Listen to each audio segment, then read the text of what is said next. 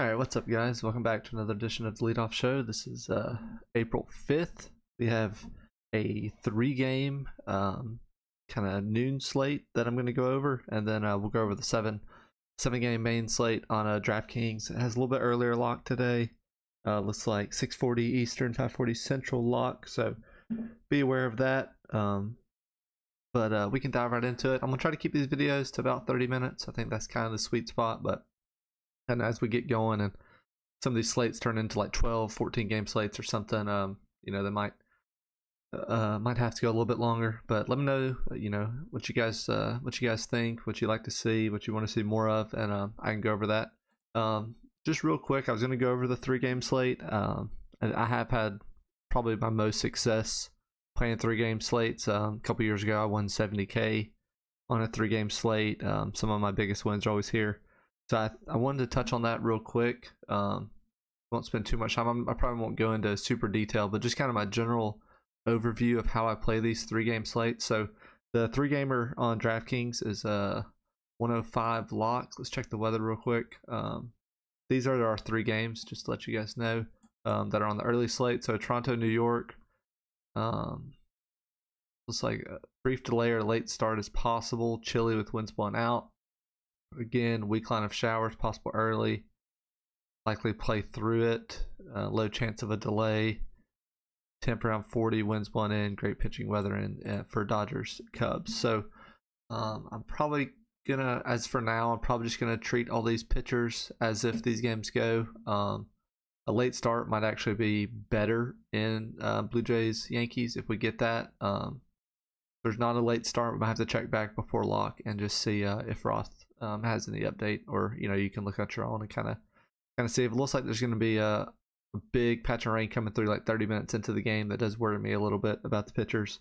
But for now, we'll just treat it like it's happening, and we'll go from there. So the way to win these slates is you got to be different. You got to be uncomfortable. You got to think your team's gross. So I mean, I can tell you right now. I mean, look, we got the pitchers. We got Kikuchi, Stroman, Sears, Skubal, Bobby Miller, and Kyle Hendricks.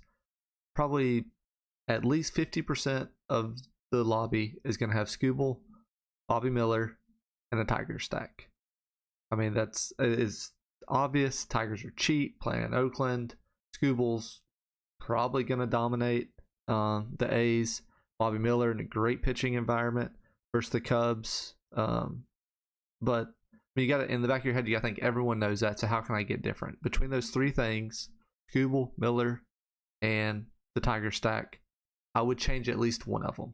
You don't have to change all 3. You don't have to go, you know, Sears, Hendricks, stack the A's versus Skubal, and have a mini stack of Cubs. Like that's too far the other way. You still want to have a good, good projected lineup. So something that you could potentially do would be Skubal.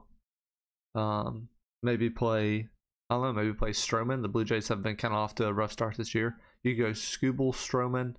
You know, maybe you don't even have to stack the Cubs here. Fading Miller is going to be, you know, pretty good. Maybe go Skubal, Stroman. Play the Yankees. Kikuchi's certainly possible to get smacked around, and then mini stack the Cubs or something like that. You know, I mean, I think that's perfectly in play. You know, that's different enough that you're kind of off the chalk a little bit, you know, taking a few bats against Bobby Miller. But, you know, there's no reason to just go too far the other way. Or even you could take, if you wanted to, you know, fade Skubal, he's going to be probably 80% owned. I mean, there's perfectly valid to fade him in this spot. I mean, you could go Miller, Kikuchi, you know, played, and then just add, you know, Blue Jays and Dodgers. I mean, would anybody be surprised if the Dodgers and Blue Jays score the most points on the slate? I don't think so. So just keep that in mind when you're building. Like I said, just change one of those things between Skubal, Bobby Miller, and the Tiger stack. I would change at least one of those 3. Don't be afraid to get different, but you know, there is too far when it comes to that as well. All right. So that being said, let's get over to the real slate.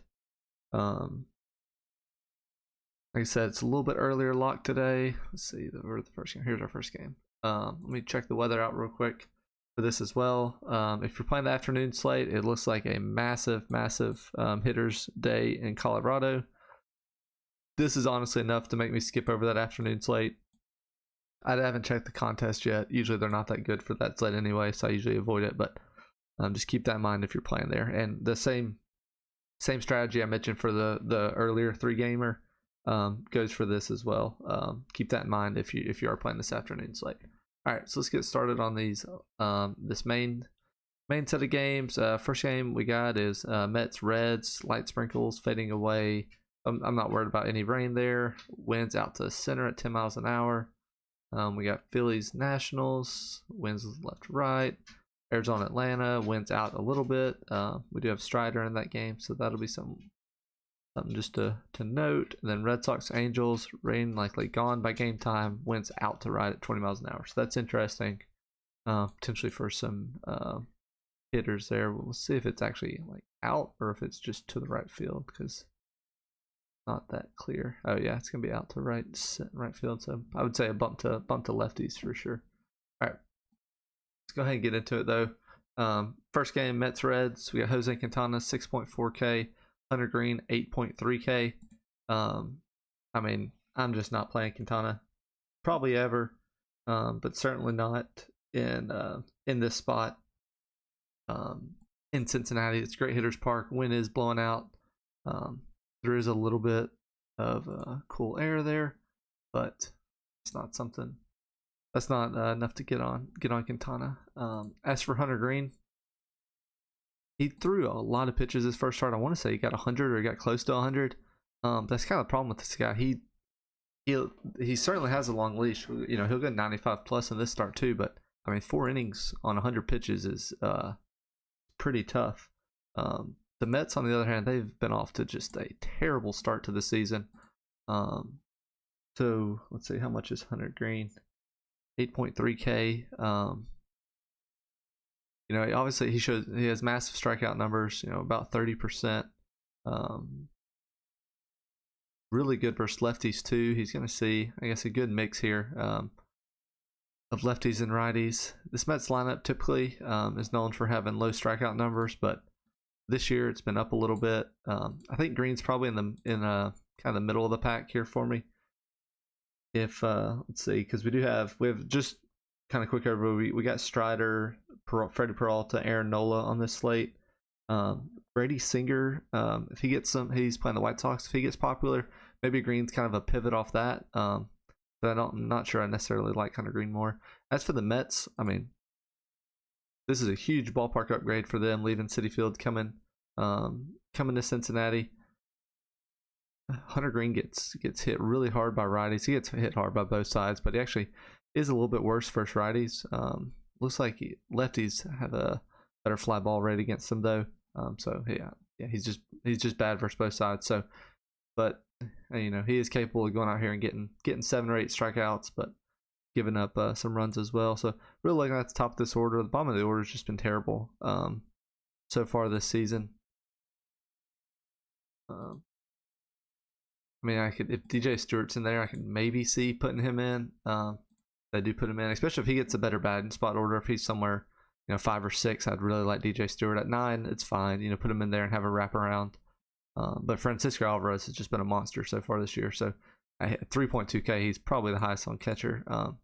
Without digging too deep, but we can. So I really like the Mets. They're probably one of the top stacks on the day. They're probably popular though, so just keep that in mind. But there's enough on this big slate like this where we can probably get different. So if they do come in a little bit lower ownership, then I definitely like the Mets here. As for the Reds, I mean, Quintana's terrible. So I certainly like the Reds here, especially when they're at home. Quintana's a low strikeout pitcher, so hopefully that helps somebody like Ellie.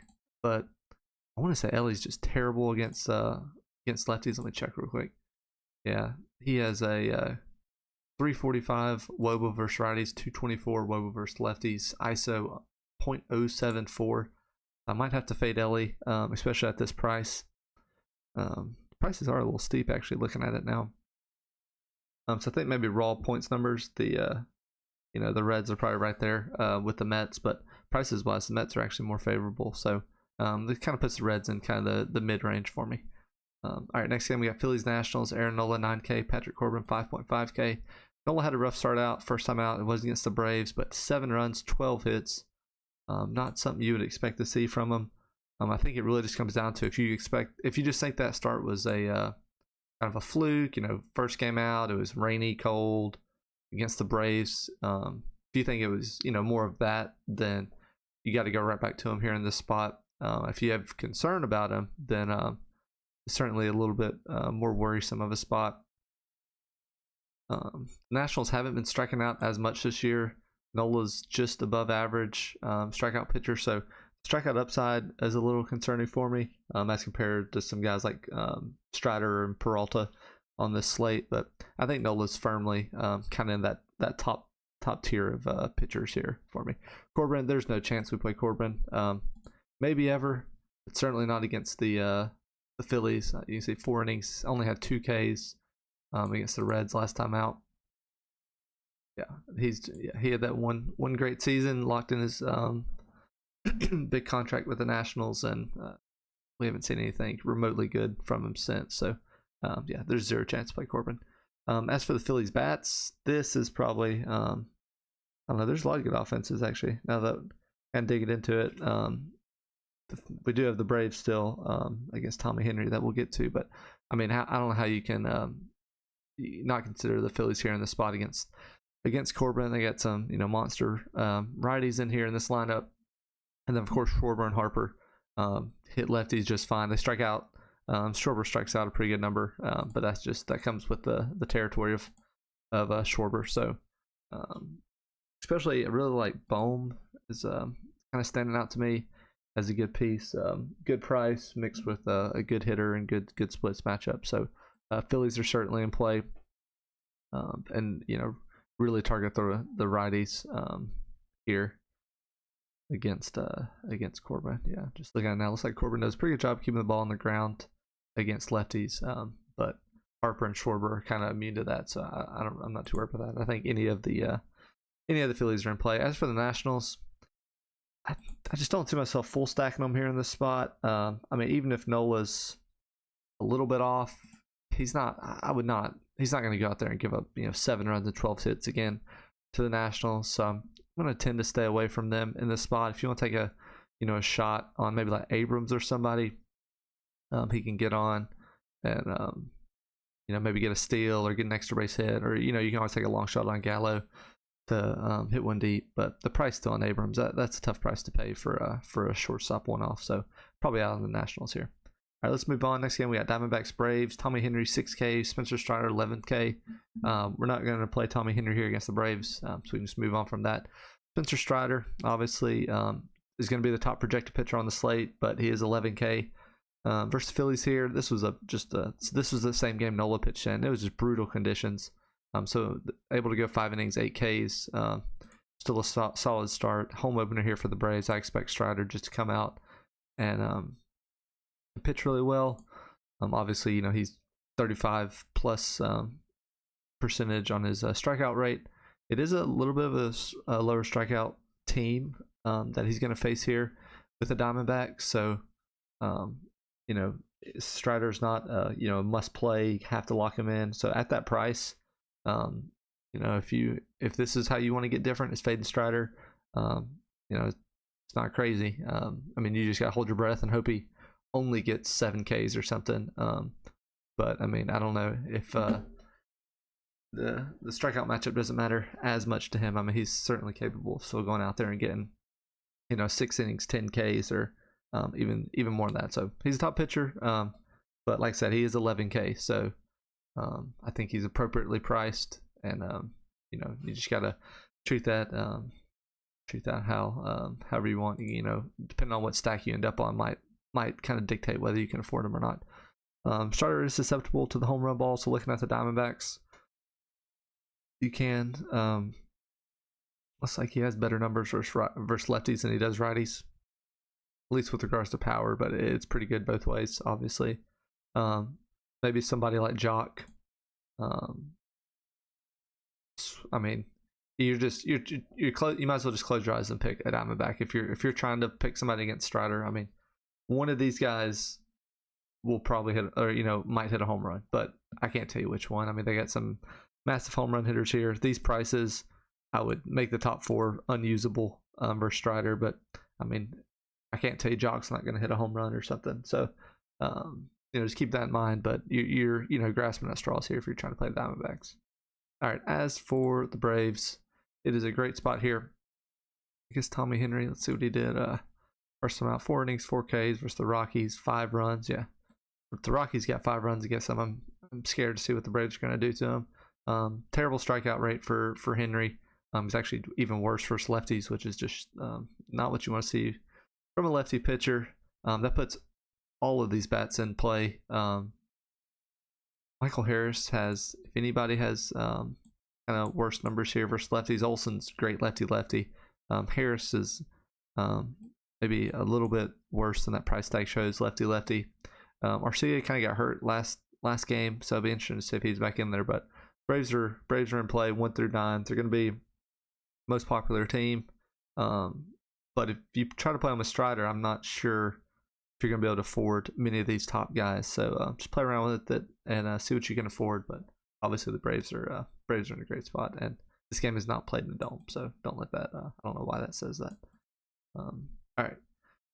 Next game we have White Sox Royals. Eric Fedde 7.2K, Brady Singer 8.7K. Fedde's back over from pitching in Korea. He was I want to say he was like their Cy Young over there. So expecting better things from him this year than when we saw him a few years ago with the Nationals. 7Ks last time out against the Tigers. One problem is here in the spot against the Royals. Royals are a kind of below average strikeout team. They have some bats in there that are, kind of high. Velasquez 30%, but guys like Pasquantino, Witt, Frazier, Isbell, kind of bring the team strikeout percentage down some. At 7.2K, I think Fedde is in play though. That's certainly a fair price for him. I think at that price, trying to look at who else is around him. Griffin Canning 7K versus Boston. I think those two are probably neck and neck for like my favorite cheap pitcher. I would definitely have to kind of watch Fedde. If his improvements continue, then he's a great price for that 7.2K. If he starts to drift back to who he was before Korea, then we'll certainly want to get him at a lower price. But I think this price is certainly a fair price for him. And I'm going to be considering him, like I said, with Canning probably for if I do go cheaper, one of those guys. As for Singer, who knows what to expect with this guy? He'll go out and do 7 innings, 10 Ks like this against the Twins, and then next start he'll go 4 innings, 6 walks or something. I'm a little bit lower on Singer than some of these other kind of mid-range guys. Obviously, the matchup against the White Sox just helps anybody though. Kind of a lower strikeout matchup though than I would expect here, just facing such a bad team. I think I mentioned yesterday that outside of Moncada, Robert, and Maldonado, it's actually a fairly low strikeout team. So I think I would probably lean Hunter Green if I had to, but Green and Singer are kind of in that mid spot that if you're playing a chalkier stack and want to get different with a high upside pitcher, I think that puts Singer right there with Green. As for the White Sox bats, I don't know. I'm not really interested. This lineup's just so bad. I mean, even if you played a couple guys, who's to say that the guys behind them can knock them in or anything like that? So they do have some good bats in here. I would looking at lefty righty splits for Singer. He is a little bit worse versus lefties as you expect, but everything's kind of standard for a right-handed pitcher. I don't know. Maybe Moncada. Probably wouldn't, or Shoemake. That price is still really good on Shoemake, so I could see doing something like that. But stacking the White Sox is play at your own risk. I did that yesterday and got burned, so it's not the most out there thing to do, but certainly certainly have to understand the risk you're taking with such a bad offense. So as for the Royals, not really. Let's see. The prices on them are pretty good. Of course, Witt's going to be expensive, but these hitters here in the middle, these are good hitters. Melendez at 3.4K is a great number for a guy his caliber. Pasquantino 4.4K. Like I said, if Fedde drifts back to who he was prior, then then the Royals are in a great spot here. Velasquez has incredible numbers versus lefties, or sorry, versus righties actually. I think anywhere like 2 through 6, I could see mixing and matching. Even if I don't go full stack, it might be hard to pass up on Melendez and Velasquez, honestly. So if I get a one-off, even if I don't stack the Royals, I think it's certainly possible. Or I wouldn't be surprised if I end up with something here from the Royals if I don't play Fetty. All right, next game we got 3 left. Astros Rangers. Hunter Brown 8K versus Cody Bradford 6.7K. Hunter Brown here in this spot. Let's see, last time out, yeah, this was the start here. 4 innings versus the Yankees. Hunter Brown's one of those guys that just doesn't go deep. I don't know if it's just his pitch style, if he kind of gets everyone to a full count. I don't think he necessarily has the highest walk rate, but it just seems like he just can't go 6 innings. Here against the Rangers, that really worries me. This is a patient offense with Simeon and Seager leading the way. I would probably less interest. I'd have Hunter Brown below Singer and Green, so take that for what it's worth. It's just the matchup here. I mean, he's playing the Rangers while Green gets the Mets and Singer against the White Sox. So I'm gonna be lower on Brown today. Cody Bradford 6.7K. That price is pretty nice. The only problem is he's a lefty going up against the Astros. That's nightmare for a left-handed pitcher. So I would be shocked if I get to Bradford. You might as well just pay it for Fetty at that point. They're close enough that you could pay up for him. So Bradford did look good first start out, but in this matchup, I'm just not interested. There'll be another day for us to play him, but that's probably not today. All right, that's for the Astros bats. Bradford's really good versus lefties. He even showed that last year. But then you say that, and then the only lefties he's facing are Alvarez and Tucker, who absolutely crush both sides of the plate. So I think any of the Astros are in play. The price is a little steep on some of these guys. I might not get to Tucker and Alvarez just because Bradford is at least decent versus lefty, or he is good versus lefties, but these lefties, like I said, are a different animal. But the price is kind of steep. Bregman's been terrible this year. Yainer Diaz is really good. Been off to a good start, so I don't know. The Astros are certainly in play. I might have to mess around and see what a full stack of them looks like. If they're too expensive that you end up not being able to play 2 of Strider, Peralta, Nola, I might not get to them as much as the matchup might suggest, but they are good hitters here in this spot. Rangers on the other side, I'm not sure if I'm going to get to them either. These prices are, Hunter Brown's good. I don't think he's going to go that deep. The prices 1 through 4 really are pretty tough to handle.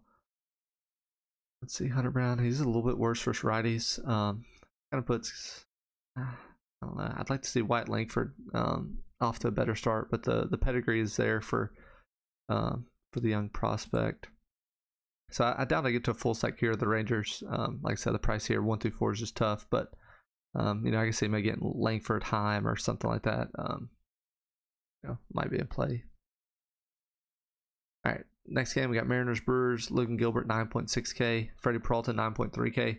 I'm gonna say Gilbert. Yeah, Gilbert had a great start first time out against the Red Sox. Let's see how the matchup is here against the Brewers, though.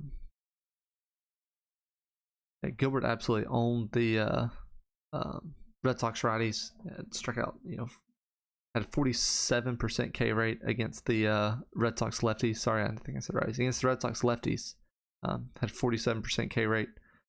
It's kind of in line with what we saw from him last year. He's actually a little bit better versus lefties. He's a kind of an average strikeout matchup here for him. I think I'd have, what's he at, 9.6K. That price is pretty steep. I probably would prefer Peralta, but I think Gilbert might come in a little bit under-owned at that price. So kind of as a pivot off Gilbert and Peralta and Nola, he's in play. But I'm not quite sold on getting to that spot just yet. As for Peralta, the strikeout potential here in this matchup is massive. We saw 8Ks first start versus the Mets. this Mariners lineup has been striking out a lot this year. Peralta, carries 30% K rate, 36% K rate against righties. So, but look here at this lineup. Crawford will be he'll face Crawford, Polanco, and Raleigh. Canzone lefty, so about even number, but he certainly limits some of the top righties here in this matchup. Rodriguez, Garver, France. So I think I'm trying to think where I have Peralta relative to Nola. They're about even. I might lean Nola just a hair.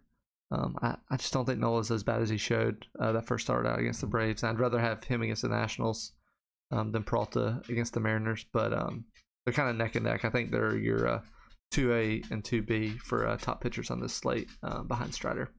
As for the Mariners bats, if you don't play Peralta, this slate is too big. You don't have to play Mariners. It's not like, oh, I have Strider and Nola, let me stack the Mariners or something. That's just not worth it here. I'd be shocked if Peralta gave up more than like 3 runs or something. But I just have no interest in the Mariners. And the flip side, for the Brewers, it's kind of the same thing. I don't think Gilbert's not going to have that much ownership, so fading him isn't going to get you, isn't a huge pivot or anything. Gilbert does limit some power, but this is a great ballpark to hit in. I don't know, I'm interested in, I want to kind of see Torrio, I guess how you say it. He continues to lead off. I really like that price for him. I have slight interest in the Brewers, just looking at the prices. Really, they're kind of middle of the pack. Of course, I love Adames just about any day. Bowers, I'd be concerned if a lefty came in that he might get pinch hit for. So Brewers might be kind of middle of the road. Might look at if they show up, but I'm not going to be forcing them here, and I'd be kind of shocked if they're the high scored team on the slate or anything like that. But the prices might kind of allow you to play Strider. If that's the case, then that might be one team I look at. All right, last game we got Red Sox Angels. Cutter Crawford 8.4K versus Griffin Canning 7K.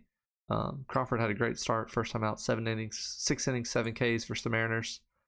Here in this matchup against the Angels.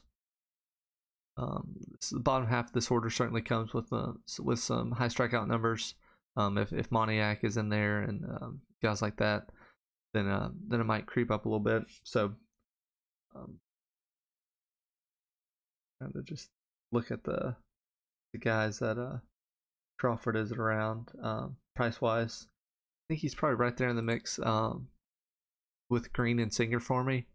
He's wouldn't be a must play, but I think I would not be surprised if he went out and had 20 plus points again. A little bit, I think I put him right there with Green and Crawford, or Green and Singer. Sorry, I think those three kind of go hand in hand.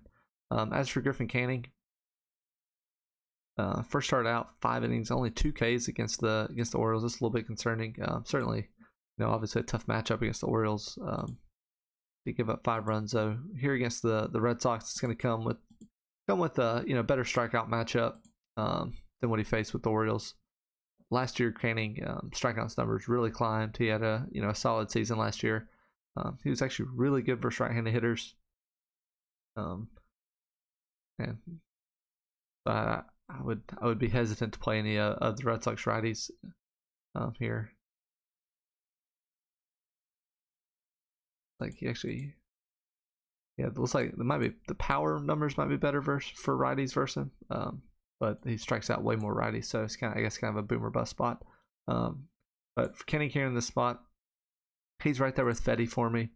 I would, trying to think who I would prefer. It's a better strikeout matchup and probably a better strikeout pitcher in Canning than it is in Fetty. But as Fetty faces the Royals, it's probably a little bit less strikeouts in that lineup. So I think I prefer Canning over Fetty just slightly. But those two guys are kind of neck and neck for me, and the prices kind of dictate that. As for the Red Sox hitters, like I mentioned, Canning has more strikeouts versus righties, but he does give up much more power versus righties. So I take that for what it's worth. It's kind of a boom bust spot for some of these Red Sox. If Canning does carry some ownership, the Red Sox could certainly be some good leverage. The prices here are just tough. I mean, these hitters are not worth this prices. All these guys are probably at least $500 less. So full Red Sox stack is probably out of the question. If you want to mix match a few guys, I think that's in play. As for the Angels, home opener for these guys. Let's see where we can attack Crawford. Crawford's really good versus righties. Limits power versus righties especially.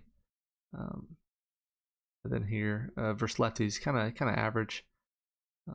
I don't think a full stack Angels is in play. It's kind of just picking out your favorite bats. Obviously Trout would be in play. Moniak's in there. I mean, he's as boom bust as it gets. Especially with this wind, it makes me kind of favor lefties that hit fly balls. So I think Moniak is an interesting one-off. I could see going 1 for 4, 3 Ks and a homer. But it's kind of a boomer bust one-off for him. Sean Newell, he'll get on base, but the upside's just really limited for him. He's such a ground ball hitter that it's hard to take him in a spot like this. So he's has about almost a 50% ground ball rate. So I think I laid Moniak as the one off. Of course, Trout, Ward, Ohapi, guys like that are always in play just because they're good hitters. But all right, so I think that's the slate. We can do a quick recap. Top pitchers, Strider, kind of without question, but the price does make that difficult, so just keep that in mind. I think the next two are probably Nola and Peralta. I might lead Nola just slightly, but they're neck and neck really in that spot. Kind of the 8K range. Green, Singer, and Crawford are kind of same to me, or kind of in the same bucket there. Green has the highest upside, but I wouldn't be surprised if any of them went out and kind of had 20 plus. But also wouldn't be surprised if any of them went out and gave up 5+ runs either. So then kind of the 7K range, we have Griffin Canning 7K and Eric Fetty 7.2K. I lean Canning just slightly because the strikeout matchup versus Red Sox is better than the Royals, but I think they're both in play at that 7K range.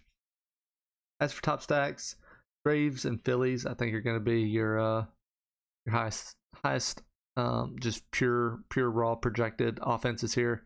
Braves at home against Tommy Henry. Phillies in Nationals Park against Corbin. Both those offenses are incredible and get obviously a great matchup. So I do love that. But of course it's gonna be hard to pay for those teams with Strider. So just keep that in mind. Try to mess around with it and see what you can build. Some of the middle of the pack teams. I think the Mets are certainly in play against Hunter Green. He's such boomer bust that he could get to them. Royals, if you think Fetty reverts back to who he was prior to his trip to Korea. None of these teams are really jumping out. I think these four are all kind of either high price or in a tough matchup. Kind of same here. The only others do like the Reds obviously versus Quintana too. That was who I was looking for. I think Reds, Royals, Mets are kind of, maybe Astros if you can afford them, are kind of all in that next tier down. So, but like I said, you might have to get kind of weird if you pay it for Strider and Peralta, or Strider and Nola. So, just mess around with it, see what you can build. These big slates are always fun. As we're going to slowly start getting bigger and bigger slates here, especially on a Friday night. Soon we're going to have 14 games on a Friday night. Just a reminder, it is an early lock, 6:40 Eastern, 5:40 Central lock, because I added this first game. So hopefully we get all the lineups in by then. That's always the concern. Once we start a little bit earlier, we don't always get the lineup in, but we should hopefully be okay here with just one late game. So, all right, hope that helps. Feel free to leave a comment, message me on Twitter if you have any questions, or we can get you in the Discord, or we just hang out and talk about the slate, things like that. yeah, let me know if you have any questions. Like and subscribe. If you like these videos, let me know.